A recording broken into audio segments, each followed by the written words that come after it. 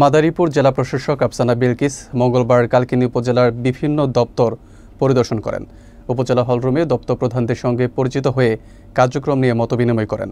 বিস্তারিত থাকছে আশরাফুর রহমান হাকিমের প্রতিবেদনে।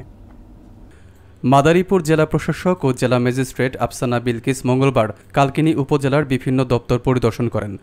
দুপুরে কালকিনি থানা থেকে শুরু করে পৌরসভা, উপজেলা ভূমি অফিস ও উপজেলা নির্বাহী অফিসারের কার্যালয় পরিদর্শন শেষে জেলা প্রশাসক উপজেলা হলরুমে উপস্থিত হন।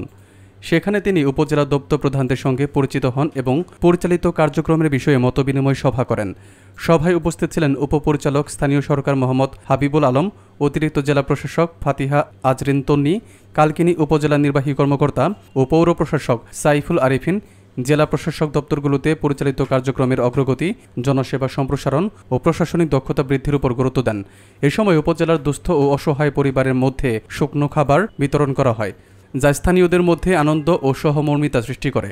আফসানা বিলকিস বলেন, জনসেবা নিশ্চিত করা এবং প্রশাসনিক কার্যক্রমের স্বচ্ছতা রক্ষা করা জেলা প্রশাসনের অগ্রাধিকার। এই পরিদর্শন কেবল প্রশাসনিক তদারকি নয়, বরং জনসাধারণের সহায়তা নিশ্চিতকরণ ও দপ্তরগুলোর কার্যক্রমের মান বৃদ্ধির উদ্দেশ্য বহন করছে।